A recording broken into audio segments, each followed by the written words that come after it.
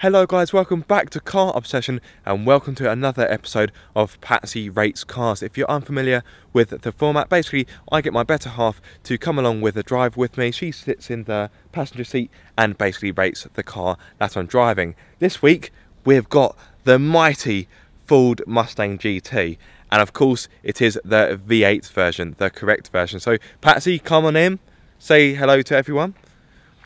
Once again, you've got different hair. Hello everyone. Got very bold purple hair. So, right, let's start off with the exterior styling. So, what are your thoughts on it? Well, I'm jealous that it's brighter than my hair. Yeah, it is very bright. So it's outdone me on that. Yeah, this particular colour is called Orange Fury, in case you are wondering. And in case you're wondering, my hair colour, it's called Passion Purple. Thanks for that. Yeah. You're welcome. That's really vital information. Cheers. Outside, can't fault it at all. It looks, compared to the previous, so the non-facelift, yeah, this looks angrier, more muscular. It looks like it's been injected with steroids and beefed up. Oh, I like that. I like that analogy. And it just looks more menacing. It looks like it's up for a fight. Yeah. Now, I'll be honest, when I first saw the facelift, I wasn't too sure. I thought it looked a little bit too angry, whereas, you know, I kind of preferred the Mustang be too angry? Yeah, good point. You know, I kind of preferred the pre-facelift. However, the more time I spend with this car, the better it looks. Now, this one's got a lower bonnet and a revised lower grille for better aerodynamics, so it's not just made to look angrier, it's also functional as well. Let me know what you think about the inside. First, I'm going to stay here. You're going to stay standing, okay? Yeah, no, I'm going to kind of kneel down and get in, but okay, just follow me. Okay. First thing I love about this car is the fact it's so low. I mean, to give you an idea, that's just above my ankle, like where the door starts. Yeah. And I love that. The lower the car, the better. In my opinion, that's my opinion. Yeah. Now, the seats in these, obviously these are the optional Recaro seats. These are the optional Recaro seats, which would set you back 1,400. So that's nothing. If you're buying a Mustang, that's pennies to you. Well, yeah, you know, they are quite pricey, I'm sure you'll agree. But with the seats, they're just, you cannot not be comfortable. Yeah. Every way you want the car, every way you want the seat to move, it's literally like. Now bear with me on this, it's literally like, this is one of Patsy's analogies. Is that what it's called, analogy? Yeah. Analogies, metaphors. It's like the side bolstering and the support around the hips and legs and so forth. Yeah. It's like you're at a bar, in a club. Right. And your mister comes up behind you and grabs you by the hips and holds you close. Okay. So it feels like these seats, your boyfriend, your partner, your husband, or wife, missus, or whatever, has basically come up and given you a big hug. Right. Okay. Interesting. Jump inside. I don't really know what to say to that. Let me come around the other side. She's as mad as a box of frogs, I swear to God. But I love her. Right. So, what do you think about the rest of the inside, you know, interior, quality and so forth, and the infotainment system? Quality is premium, as I think you'd expect. Yes. There is one thing I would say, and I think in your main review you've probably mentioned it as well. Yeah. Everything in here is very premium, very lush, very I wouldn't say fancy, but very, I would say high end. Apart from when you'd first look at this, and you and me done this when we first got in and looked at this. Yeah. We thought, oh, that's nice, metal interior, but it's not. It's kind of like a cheap, nasty plastic, if I'm going to be honest. Yeah. The only thing I would say about the interior, obviously we've mentioned this panel here, but the panelling around the infotainment system around here, the black plastic. Yeah, that's also a bit, you know, a little bit cheap. But you know, the whole idea of the Ford Mustang is to offer V8 performance at an affordable price. So yeah, maybe it's a little bit nitpicky, and you know, the thing is, when you're driving it, you don't really care. Speaking of which, I think it's about time we go for a quick spin. Can I please start it up? Yeah, so foot on clutch. Where's clutch? No, I'm joking. Foot down. Ready? Yep. 3. Yep. 2. Yep. 1. Oh. Oh. Come on. Hop out. Hop out. Now. My foot's slipping. Now, before we get told off by National Trust or whoever. Oh. If you wondered why I'm dressed up so smart, it's because I've come straight from work. I work in a very boring office, nothing to do with cars, so not really worth talking about, but this car is, of course, worth talking about. Now, I'm hoping this clip-on mic... Oh, button done. I'm stripping for you all. I'm hoping this clip-on mic works. You may remember a few episodes ago I said that my clip-on mic had broken. It still kind of works, so hopefully you can hear me. If not, I have to kind of piggyback off Patsy's clip-on mic or use the GoPro audio. Anyway, light is rapidly fading because it is autumn in the UK, therefore the days are getting shorter. So we really must get moving. Make sure it's not... No, I was going to hit my clip-on mic. My battered clip-on mic, which is so frayed, it's probably stopped working. Oh, I've got nowhere to put it.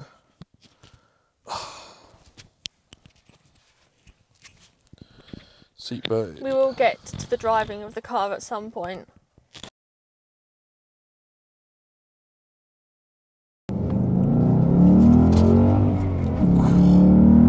Whoa.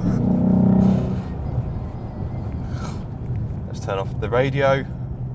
That's in normal mode, by the way. I haven't even put it into my mode yet, which is hopefully you can still see us because the cabin is a little bit dark.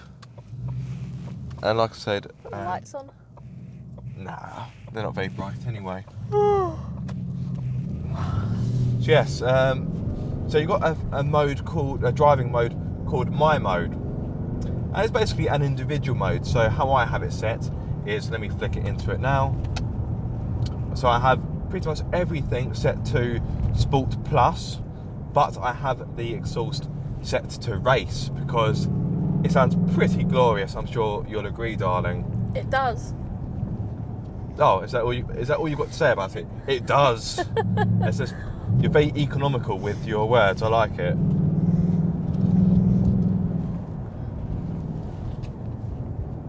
Tell me then, what do you think of it? You're sat there inside. I know this car is breathtaking, but you need to say something. Whoa. Those brakes are good. I can't hear myself think of what to say over the sound of the exhaust.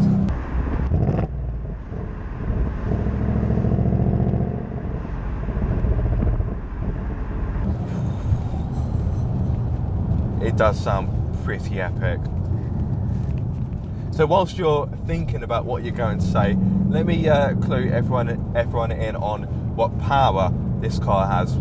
So as you can probably tell, this car has got the hairy-chested 5-litre naturally aspirated petrol unit, V8 petrol unit. It has more power than its predecessor. So the previous car was throwing out, oh, give me a bit more space, mate.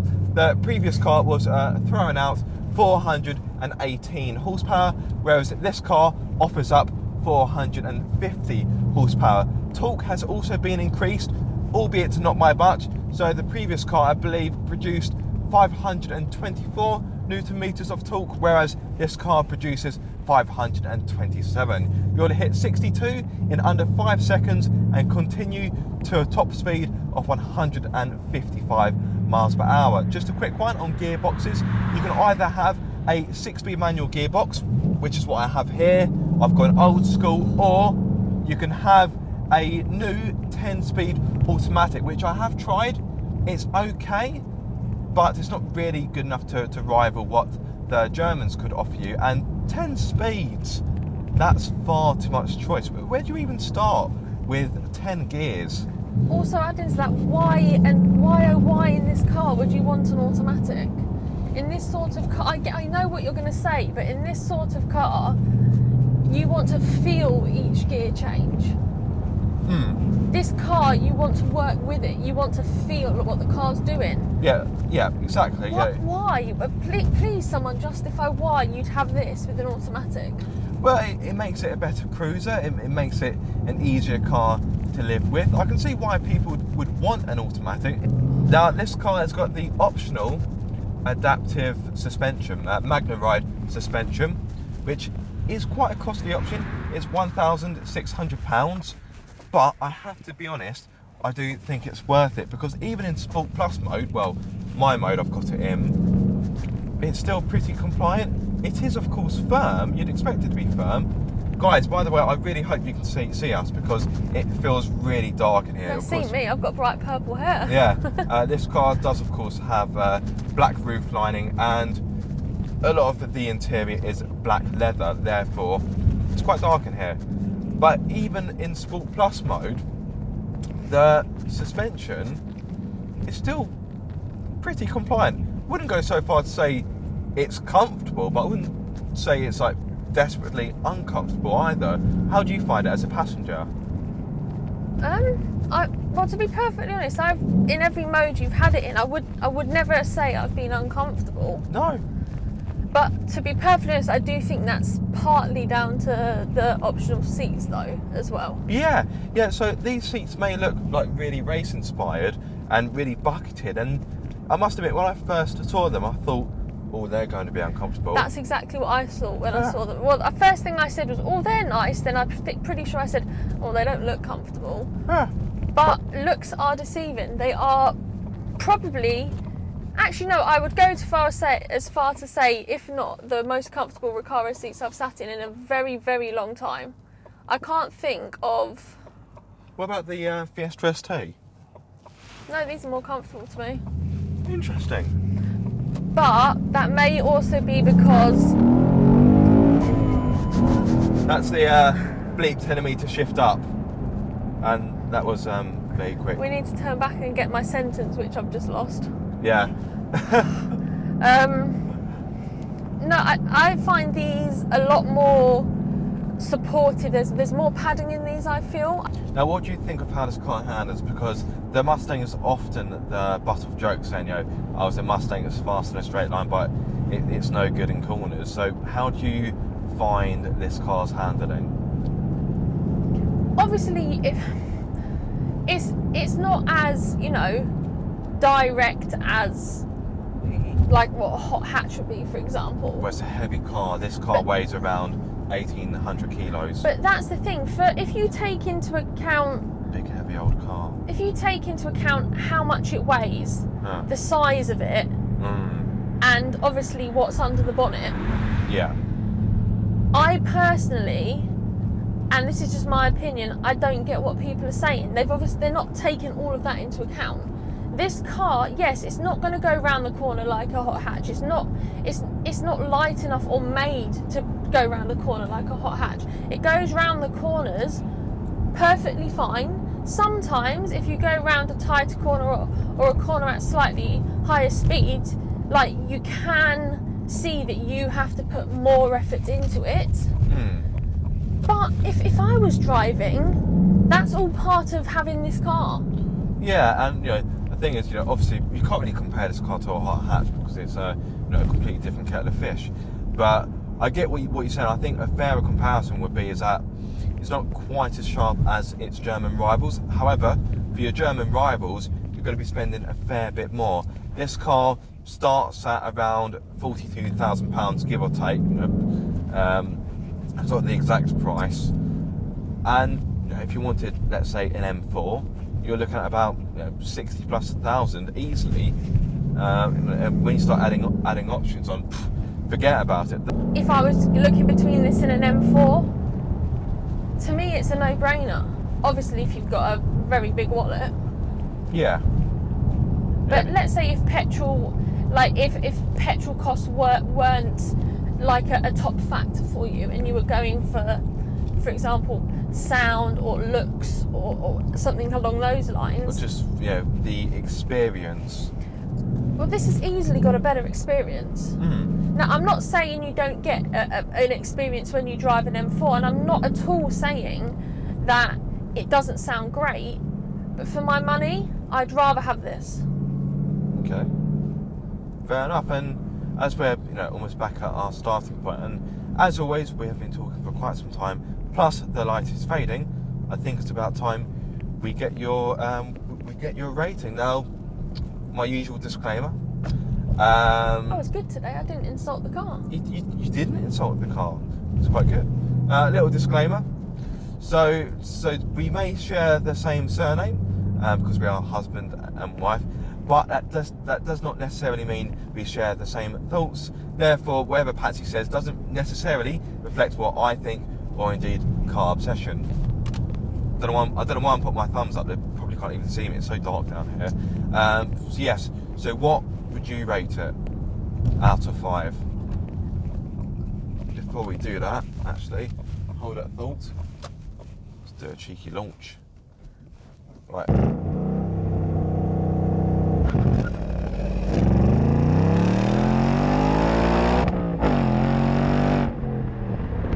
That's quick. Not too sure whether the launch control actually engaged properly, because it didn't seem to hold the revs, but yeah, that was still brisk. You okay? God. Whew. I think I've got concussion. Oh God.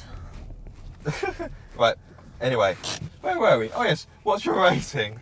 Just going to open the window a little bit. Me too. It's getting a bit warm in here. 5+.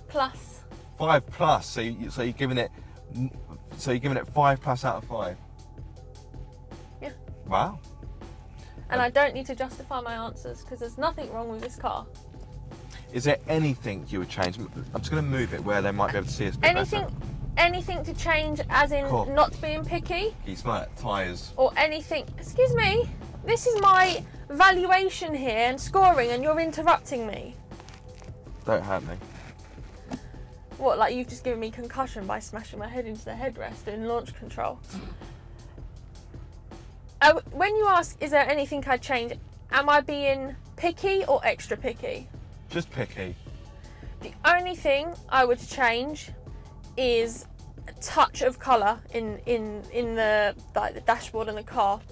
Even something as simple as like an orange ring around, well, it wouldn't be a ring, so that circle, like an orange kind of marker around the logo, or the orange kind of detailing. Is that the word you're looking for? That's what I was thinking, square, but it's not square. I do know my shapes. I did like pass preschool. Bloody hell.